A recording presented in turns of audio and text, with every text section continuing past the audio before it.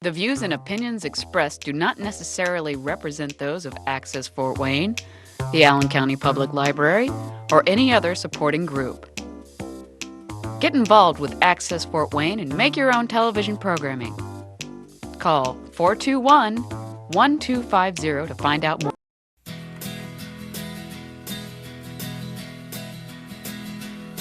Well, the midnight headlights blind you on a rainy night. Steep grade up ahead, slow me down, making no time. But I gotta keep rolling. The windshield wipers slap out of tempo, keeping perfect rhythm with the song on the radio. But I gotta keep rolling. Ooh, I'm driving my life away, looking for a better way.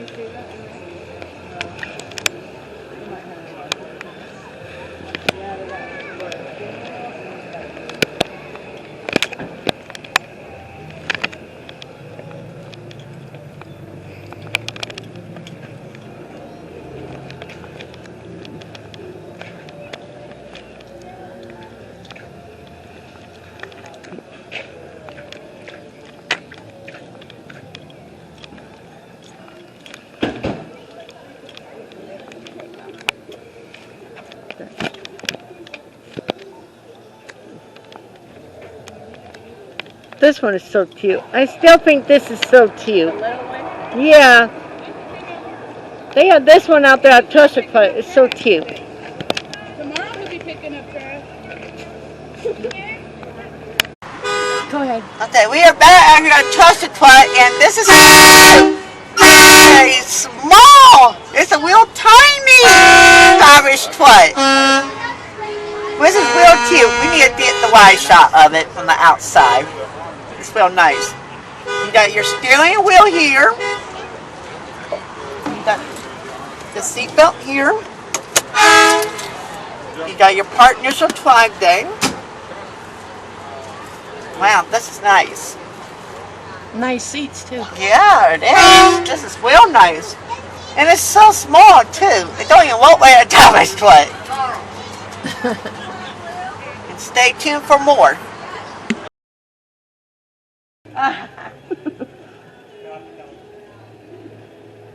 You're on. We are back out here at the open streets, and this is another garbage foot. This one is different. They have power seats on both sides. Yeah, that's right. This is Dublin. But it's neat. Stay tuned for more. I want to make sure when you're getting out of the foot, you go down backwards, not frontwards.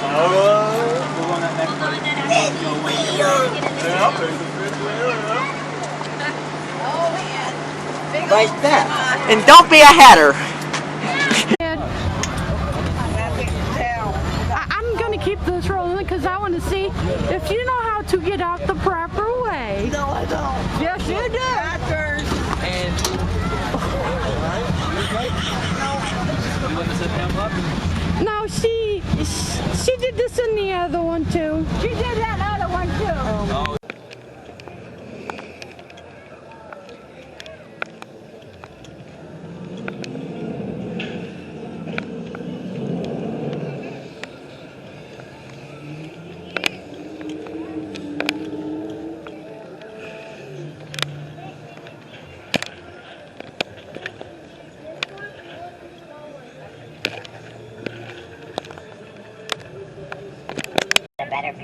Yes, it is. That's awesome.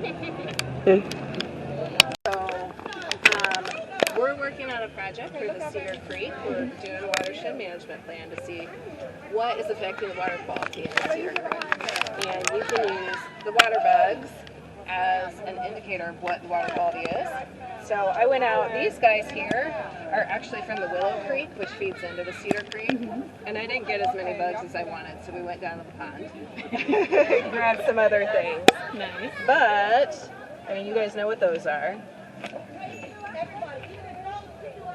They look like tadpoles. They're tadpoles.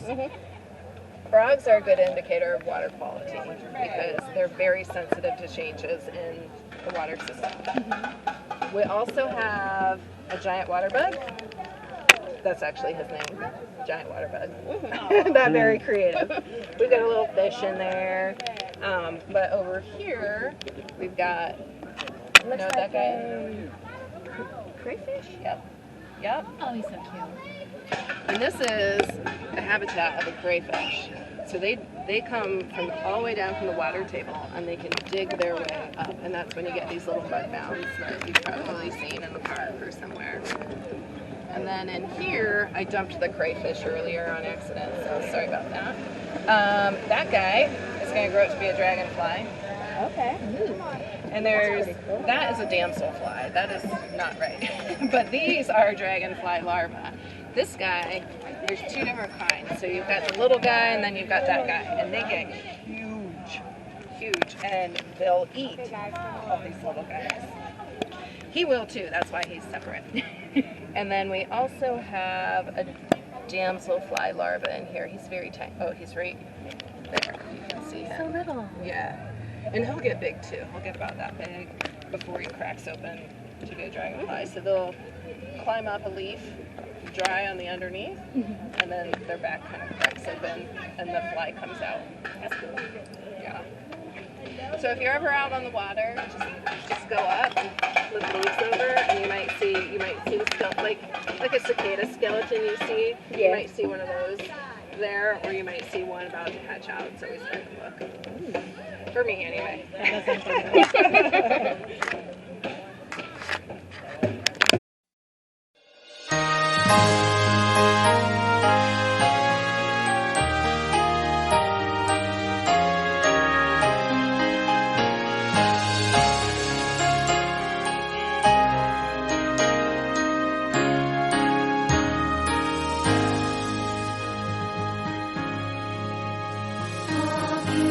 Beautiful for spacious skies, for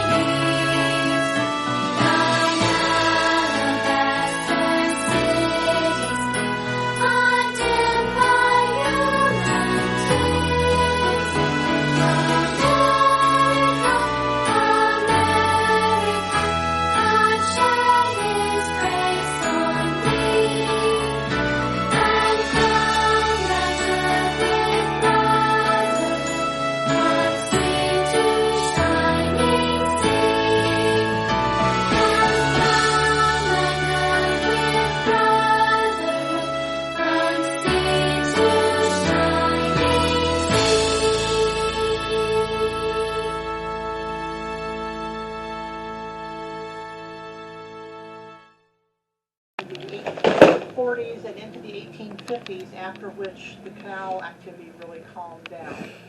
None of those buildings are still here because they were not what the insurance companies call fireproof. They may have been built of brick, but they were wood on the inside, and once they caught on fire, they burned. I have read old newspaper articles about fires that burned 3 blocks. Burned 3 blocks in this area. These buildings are relatively new enough that they are considered fireproof by the insurance companies. They're concrete on the inside. They have steel frames, and they are still here. Now, the oldest building on this block left on the landing is at the other end of it, on the south side, facing Calhoun Street. It's the Keystone Building where the prosecutor's office is. That was built in 1865. The other old buildings are on the north side, and they date from 1890 through 1917. They are fireproof, so they're still here. In the canal days, the buildings actually faced that way because the canal was where the railroad is now. But now they face Columbia Street, which before it was closed over there, went from here all the way over to the river, then continued on into what is now Lakeside. So there was this whole long stretch of Columbia Street, all of which was, related to the canal, and then over here. And it was just warehouses and businesses and wholesalers, all that kind of business. But this is what it is now. The landing has gone up, it's gone down, it's gone up, it's gone down, and this latest really very good historical preservation project and renovation project, it's really on and up now. And you can see it's beautiful, people love it. A little girl on that last group, her dad painted the bison mural. Oh, nice. So that's really cool. Yeah. And because Fort Wayne has always been a transportation hub, first with the portage, then with the canal, then with the railroads, and even now with still railroads, but also highways, Fort Wayne needed what? Hotels, because there were people coming and going. So one of the themes while we go down this part of Harrison Street is kind of a hotel row. Yeah. On the middle of the south side of the landing was a big hotel called originally the Wayne Hotel. It was like 5 or 6 stories tall. Its last owner called it the Rose Marie, and it was destroyed in an arson fire in 1974. That parking lot is the site of the Randall Hotel, which was another 6 or 8 story hotel, and it was there, and it has been destroyed. Not that building where the parking lot is. And now today we've got a new hotel. The black and white building down there is the Bradley. That's a new hotel that's being built there. So it's still kind of got the theme going. And we'll talk about some more hotels as we go on down here. But Fort Wayne has always been a place where people come and go and they need a place to stay while they're here. So we've always had plenty of hotels. And this is one of the streets that had a lot of them. Yeah. Because the nickel plate station was pretty close here. And the Pennsylvania station is right down the street, so this was an easy place to get from your train to your hotel from.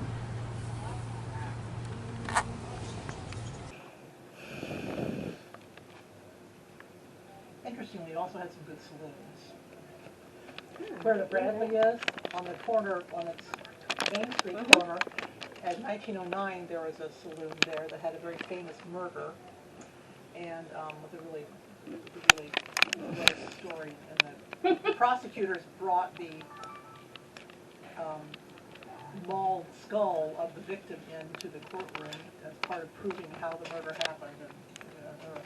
And during Prohibition, another block down, there was one of the Fort Wayne's many speakeasies. It was in the city directory as a soft drink and candy shop, but that was pretty much code for speakeasy. And there was one night there was a big raid in town. That was one of the many places raided. Also a place on Lower Huntington Road, and someplace in Wayndale, and that place was raided too. So South Harrison Street has a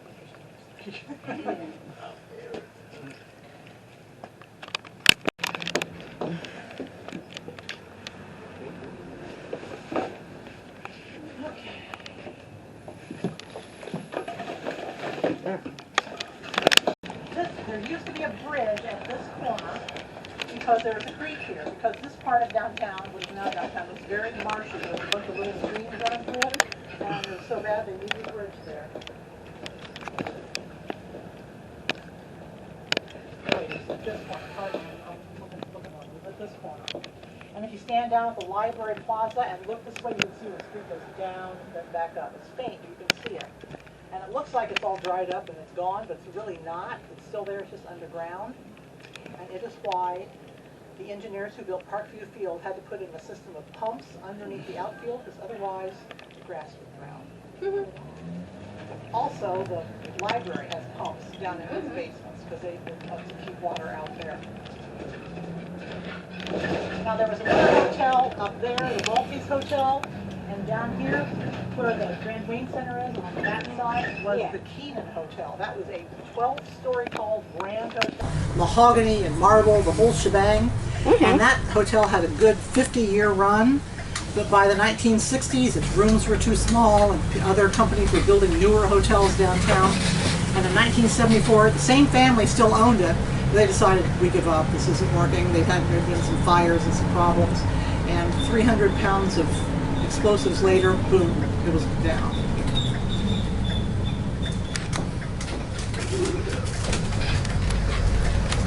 Now, Parkview Field up here is widely credited to be the project that got the new liveliness of downtown started. A lot of people don't realize that this end of it is a public park, and that on days when there's no games, the gates are open and it's free. You can just walk in there, you can walk around. Everything inside there is shut up, but you can walk around, and there's signs that tell you how long a lap is, so if you want to count your mileage and that kind of stuff. I need to turn it. And that was a good investment. And when we turn the corner and you get to see the Embassy and the Indiana Hotel, that was part of the 1920s boom of development coming this way and going that way in Fort Wayne. A really famous, nationally known theater designer designed the theater part of it, but Alvin Strauss, a very well-respected Fort Wayne-based architect who worked all over Indiana and the tri-state area, designed the hotel and the exterior of it. And you see the store windows that go along Harrison Street? Those are part of the hotel, and those are there on purpose, because this was designed to be a businessman's hotel, and the salesmen who stayed there could rent one of those storefronts and show their wares there and sell them to people and demonstrate them to people. So that was on purpose. That's what those are for. Nice. And then furthering the development on down here, we have the Lincoln National Life Insurance Headquarters and the Federal Building, which was built, those were both built in the 1920s. The Federal Building originally was the post office and federal courts. The post office had to get bigger, so it moved out, but that's still the federal courthouse. And this is still part of Lincoln National Life Insurance. And across the street down here on the other side of good old Powers Hamburgers is the Baker Street Station, which was built in the 1920s as the Pennsylvania Railroad Station. During World War II, 3,000 people a day went back and forth through there, getting on and off of trains. And see that big clock down there? Yep. That clock is made out of copper. It weighs 2,000 pounds, and it was originally in front of the People's Trust Bank on Calvin Street. But the architectural firm that owns that and has its offices in there saved it and displays it out in front of their building. It's also an event center. You can rent it. You can rent the big hall for events.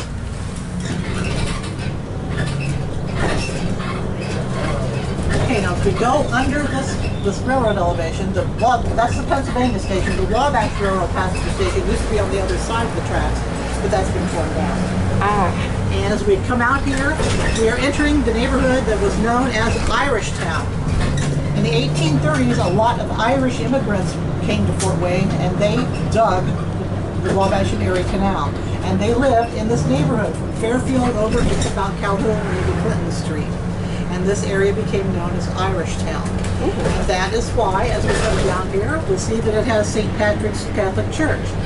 But by the 1920s, when the Irish Townness was waning, here's a building that was built to be a car dealership. The man who built that hired an architect, built this place. Remember, this is when the Embassy and the Federal Building and the Lincoln Life were there. That man probably thought the world was coming his way when he opened his car dealership there. Do you mind making sure we stop at Butler for me? Okay, we need to stop at Butler. Butler, yeah, pass it. Oh. No, I think we're almost. Yeah, I think we should almost be there. That was the second stop, so the third. Yeah, Butler should be up here. And anyway, there's St. Patrick's, and that was built from 1890 to 1917. This is because it's the church, it's a school, it's a lyceum, it's a rectory. And then gradually, the Irish town, so this was kind of the other side of the track sort of neighborhood, because the Irish were not well-to-do. But then, well-to-do people started moving in here and building beautiful big houses. And that have pillars and towers and beautiful porches and fancy windows and things like that. And then you get, Simpson United Methodist Church being built as a neighborhood church. You said Butler? I think we passed it already. Yeah, I because think there's so. Pontiac. Sorry.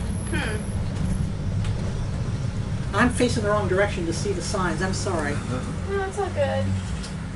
Do you want to ride around again? Do you want to ride around again? We'll drop you off next time. No, I'm trying to get to the show that's going on at Welch's, so I'll just maybe hop off at Pontiac. Okay.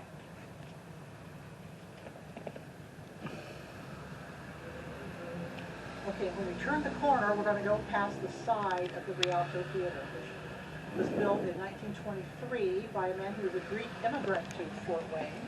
He had owned the Broadway Theater, but he sold that to build this. And it was designed by Alvin Strauss, the regional architect. There it is, and it was thought to be, praised as very beautiful. And Marilyn Maxwell, who became an actress and is from Fort Wayne, before she was an actress, she worked as an usher here. And Mr. Heliotis also owned the building north of here, and this is. Thank you. Thank I'll you. try to hop on it. Love to hear the rest Sorry, of we it. missed it. No, it's all good. And he owned the building north of here, and it was the Rialto Furniture Company. At one point, I think were they talking about reopening that sometime? Well, a lot's been talked about it. Yeah. It's privately owned. It's a local historic district. It is protected. She's just watching out for the right next thing to do. I mean, theaters are a challenge. Oh, yeah. But it's protected. So anyway, the Harrison Street neighborhood developed, as residential and then commercial, kind of a mix of that. The neighborhood we're going into developed as residential. The north part of it developed with the very oldest part of Fort Wayne back in the 1830s and 40s and 50s. And then the south part of it developed, same times as that, with, after the Civil War, and then into the 20s and then 30s and 40s. But this neighborhood has something that neighborhood doesn't. I'll tell you about it after we turn the corner. So.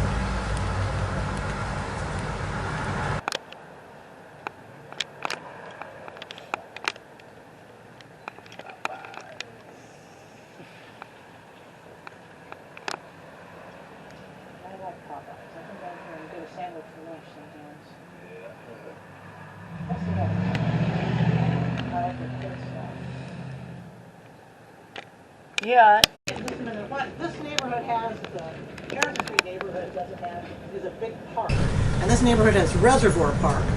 Yep. And it is named Reservoir Park because in 1880, the city needed a way to add water pressure to its water utility, so it built this hill, and at the top of it, it built a 4.8 million gallon concrete tank, filled it with water from deep wells, and then used the height of it to create water pressure to get the water into people's homes. That worked great for a long time. In 1916, Reservoir Park was the site of the city's celebration of the state centennial. They put seating on the other side of the hill to seat 14,000 people, and over a week's time, 50,000 people attended the pageant that they presented on a stage on the island in the pond over there. William Howard Taft, the president, came and gave a speech at the beginning to kick it all off. by the 1950s, the tank wasn't any good anymore, so the city needed to get rid of it. They wanted to just tear the whole thing down, but there are two problems. One, that was very expensive, and two, people liked the hill and wanted to keep it. So in the end, I've been up there once. they cut the top off the tank, drained it, filled it in, and left the hill. So now we have our great city. I like going. You can see everything. You can see everything. Yeah, it's very cool.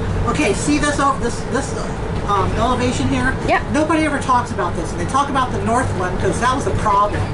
That wasn't finished. The north one wasn't done until 1954. This one was finished in 1923. Wow. So by the time we had cars, basically, this was elevated. It was never an issue down here. Now, and the Pennsylvania Railroad did that.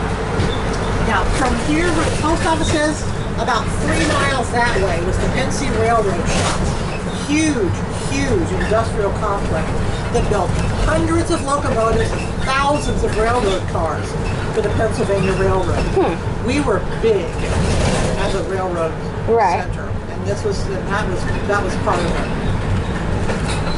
That was a big part of it. It wasn't the only shops the Pennsylvania Railroad had, but it was one of them. And we, in the end, didn't build the biggest locomotives in Pennsylvania. We built some of the fastest ones. Now up here in a few blocks, we'll go past the Arch office, my office, which is one of the oldest buildings in town. It was built in 1841. And it is the only building still standing in town that has documented Underground Railroad activities. There are other sites in town that were part of the Underground Railroad, but they're not standing anymore. So this one is still there. It's right up here. You can see it on the left. It's a little greenhouse. Right there? Yeah. Okay. And then look at that right there real quick. That opened in 1924 as a filling station, believe it or not. It was advertised as Fort Wayne's most beautiful filling station, and it was Fort Wayne's first 24-hour service station. The part with the balcony on the second floor, that was the room where the overnight attendant could stay and sleep if somebody needed them. Okay. And there's the Art Museum and the Arts United Center. The Arts United Center is 50 years old this year, and it's old enough now to be officially nominated as the National Register of Historic Places. Oh, nice. And that is underway. It was designed by an internationally renowned architect, and it's a very important building. People come from all over the world to see that building. And here's the gas house. They must be building something. And here's the gas house, which is called the gas house because when it was built by the predecessor of NIPSCO, they made gas here. This was back when you couldn't just get natural gas because you didn't have all the pipelines built. And so they put coal and coke and oil with steam under pressure and made what was called town gas. And that was done there. As you can imagine, that was a very toxic process. That is why they keep having to do cleanups and delay projects like this. And that was why NIPSCO had to do remediation several years ago that closed halls for a while, which they used that time to do a lovely restoration of the inside of their building. Now on the left side here, once we get past the bus area, there's a little stone building. That's an 1852 building. That was on the north side of the canal. That is John Brown's stone warehouse. He's a stone mason, and he would get his materials off the canal, and obviously his building showed what he did, and he would get his materials, do his thing, and sell his materials. This side of the road was known as the jail flats, and it was where Fort Wayne did its hangings, which were a big deal back then. And people would come from all out in the countryside to watch the hangings, which I totally don't understand, but they did it. So anyway, there that is. And now we're pulling around, and we're back. Yeah. Good ride. Dancing and passing through. Let's dance. Record me as I'm dancing on my bike.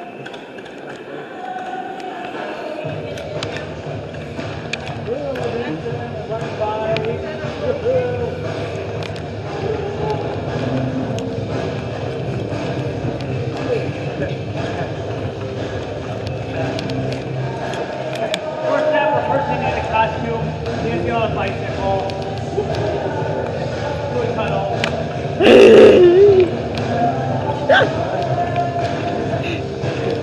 The first in the world, making TikToks now.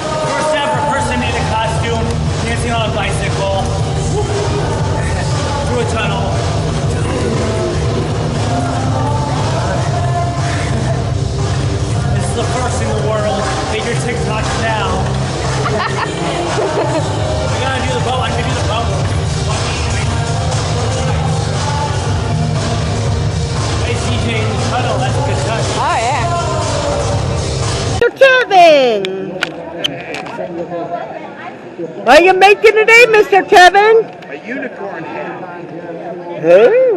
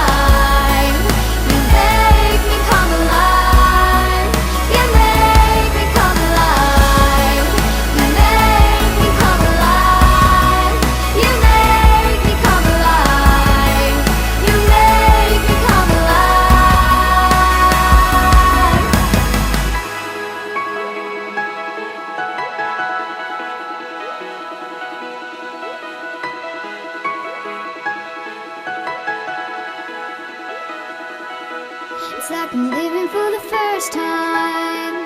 Finally living for the first time. It's like I'm living for the first time. Finally living for the first time.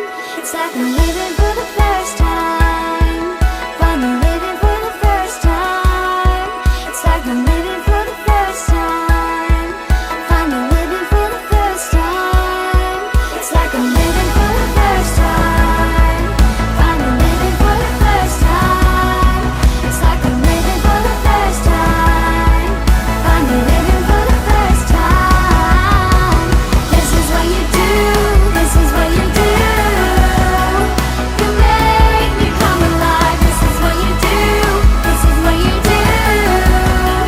You make me come alive. This is what you do. This is what you do. You make me come alive. This is what you do. This is what you do.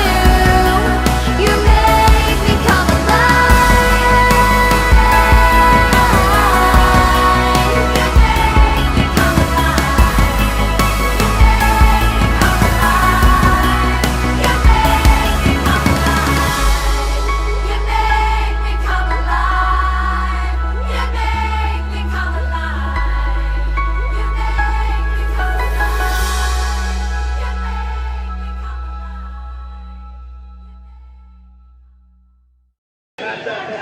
That your bank?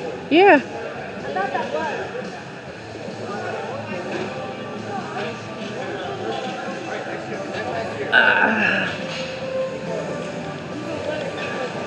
Let's see what you got. Race. Lawnmower race. That would be awesome. They'll go like 50 miles an hour. Uh-huh. There's a... Yeah, street cleaner. A street cleaner.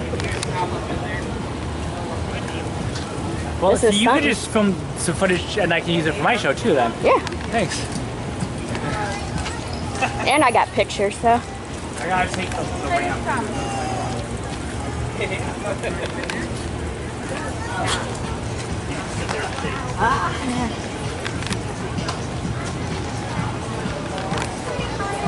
Look, here I am trying to eat this.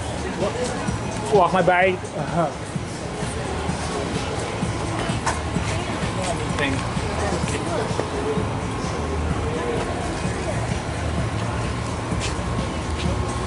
Well, I've had a license to learn. I could be able to drive one of those. I just had to, Oh, yeah? I just had to reactivate my CDL if I wanted to, but Yeah, that's if you want to, though. that's I think possibly a class B. But you gotta have class A. Oh, yeah.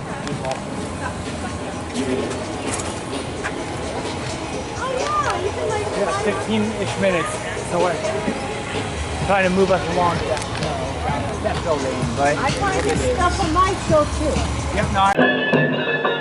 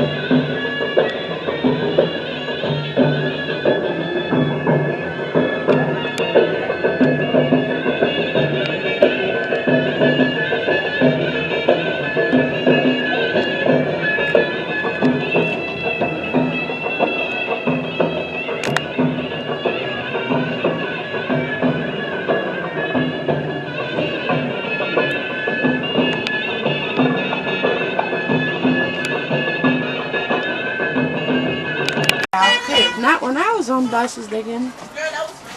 Yeah, see, they got cameras now. Yeah, they really got it. Watch what's going on. In case you act up. Yeah. That's right. We were actually in the school bus, and oh my God, this is the first time I sit up here in ever. This has always been busy. I never did do it. And here's the horn. Wes and his horns. There's the radio and everything. Yepper. Wow, this. And they had everybody actually has seatbelts on this bus. Mhm. Oh man, this is nice. And stay tuned for more. Check this out. We got somebody using the sample for us. Alright. Cool. Well, looky here, people. We have someone sitting in an actual seat. There you go. And he's all hooked up and ready to go. Alright, you ready to go see another one? Well, Yeah, that was the street department.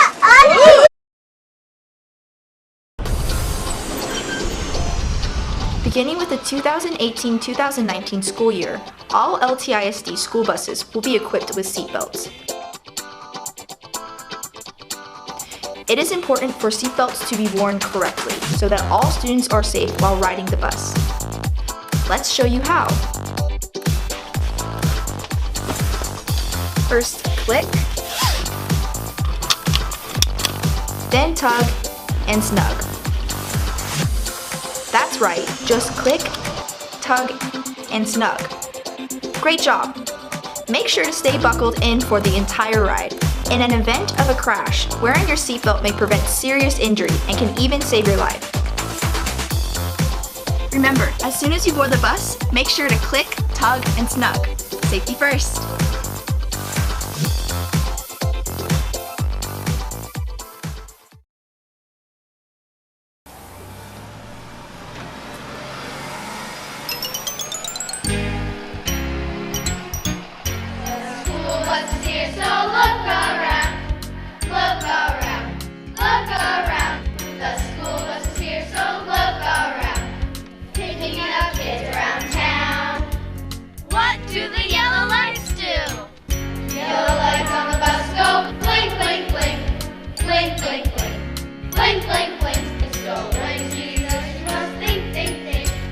I need to slow down. What does the arm on the bus do? Arm on the bus puts sign out, so please don't pout. What it's about is to keep kids safe on the bus route each and every school day. What does the sign say? Sign says stop, don't go around.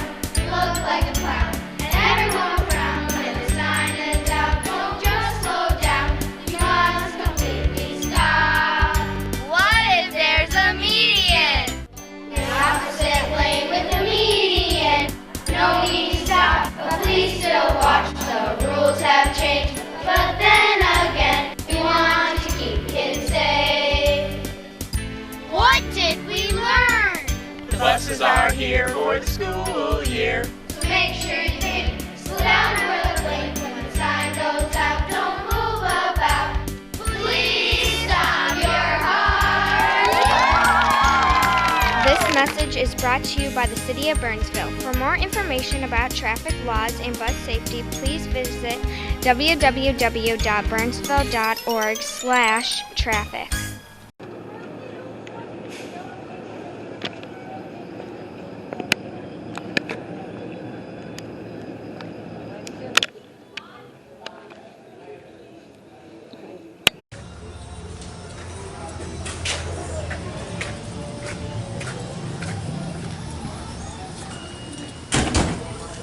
They're getting ready to take off.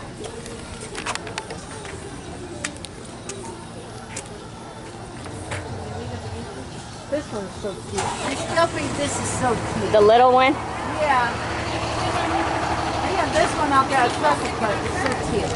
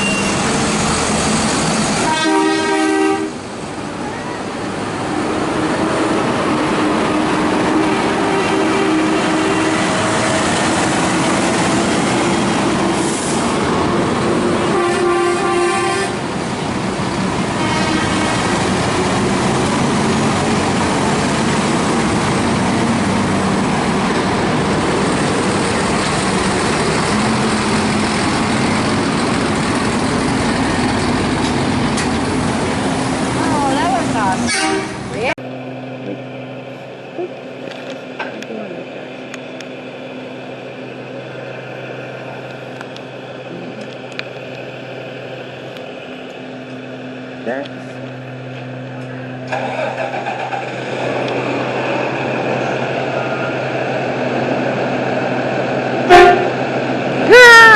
awesome.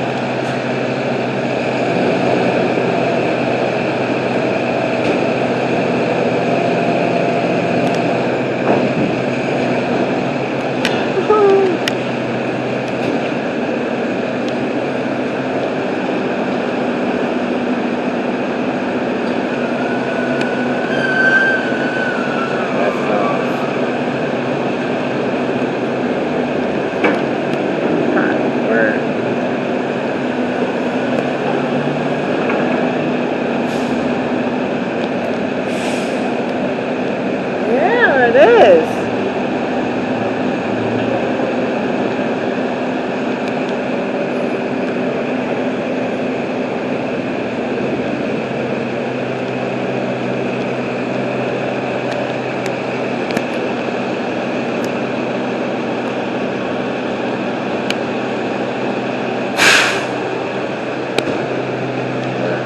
Get them home, right?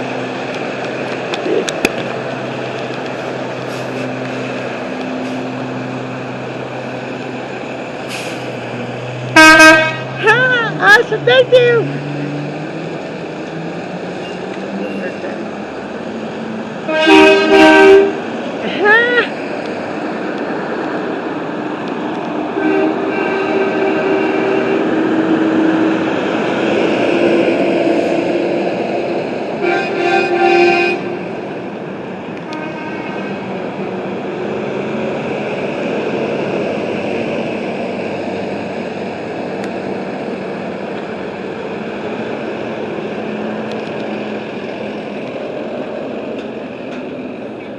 Oh.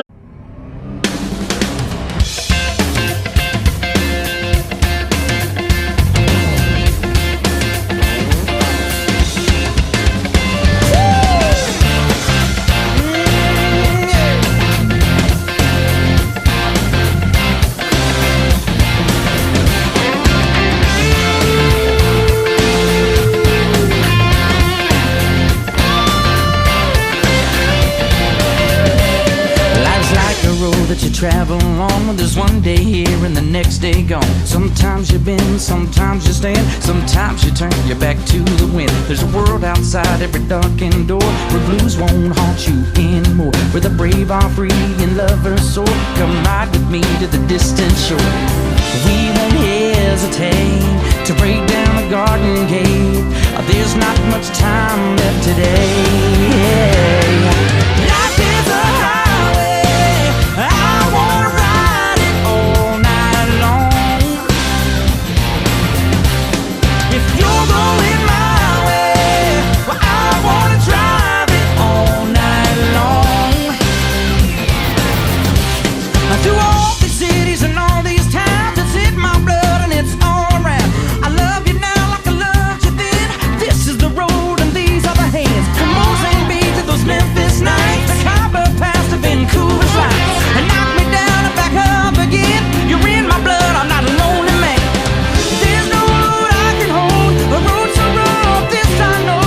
I'll be there when the light comes in, to tell her we're survivors. Life is a highway, but I wanna ride it all night long. Woo! If you're going my way, I wanna drive it all night long. Gimme, gimme, gimme, gimme, yeah. Life is a highway, but I wanna ride it all night long. Yeah. If you're going my way, I wanna drive it all night long. There was a distance between you and I.